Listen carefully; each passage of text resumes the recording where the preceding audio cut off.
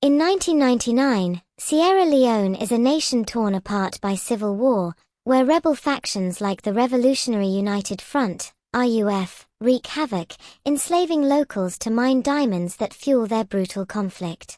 Our story begins with Solomon Vandy, a humble fisherman from Shenge, whose life is shattered when he is forcibly separated from his family and consigned to the harsh labor of the diamond mines under the ruthless warlord, Captain Poison. One fateful day, Solomon stumbles upon an extraordinary find, an enormous pink diamond. As Captain Poison attempts to claim the stone, government troops raid the area.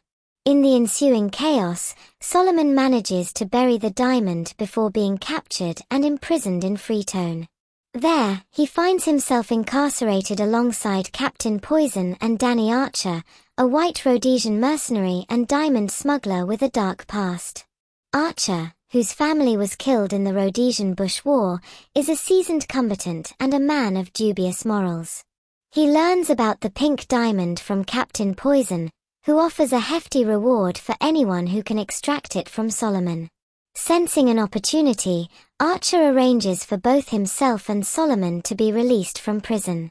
Meanwhile, he crosses paths with Maddie Bowen, an American journalist determined to expose the link between the diamond trade and the devastating conflict in Sierra Leone.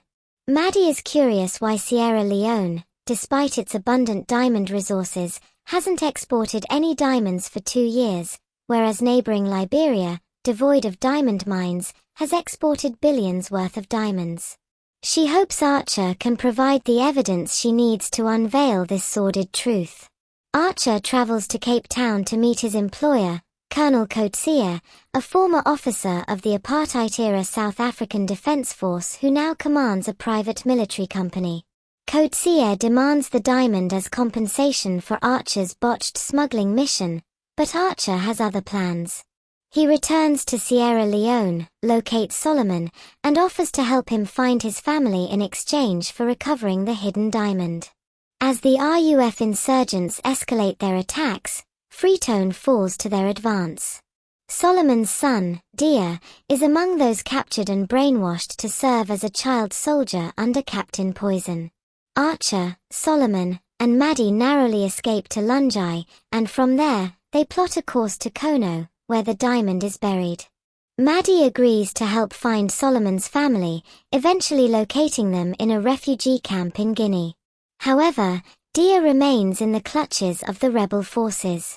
The trio embarks on a perilous journey to Kono, facing relentless attacks from RUF patrols and navigating treacherous jungle terrain. They find refuge with local militia and an NGO that runs a school for children mutilated by the rebels. Their caretaker, Benjamin, tragically loses his life while aiding them. They finally arrive in Kono, where Coetzee's private army is preparing to repel the rebel offensive. Maddie departs with the evidence Archer provides, promising to publicize the illicit diamond trade. Solomon and Archer continue to Captain Poison's encampment, dodging Coetzee's forces. Solomon, desperate to find Dia, risks their lives several times, encountering RUF patrols along the way. Archer begins to understand Solomon's deep sense of responsibility and guilt as a father.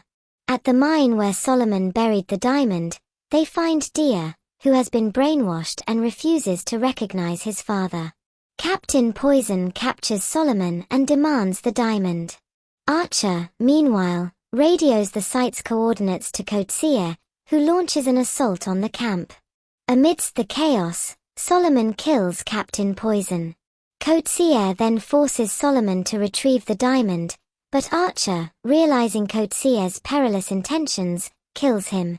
Dia briefly holds them at gunpoint, but Solomon's heartfelt pleas break through his conditioning, and he acknowledges his father. As vengeful mercenaries close in, Archer reveals he has been mortally wounded. He entrusts the diamond to Solomon, urging him to use it for his family's future.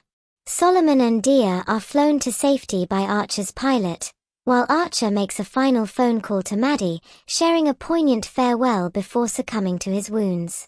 Solomon arrives in London, where he meets a representative of Van der Karp and exchanges the pink diamond for a substantial sum. Maddie captures the transaction on camera, providing crucial evidence for her exposé. Solomon is reunited with his family, who are safely extradited to London.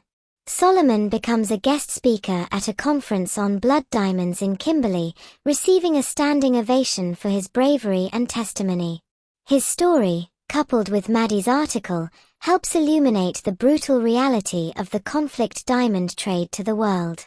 This exposure contributes to the establishment of the Kimberley Process Certification Scheme in 2003, an initiative aimed at preventing diamonds mined in war zones from entering the global market.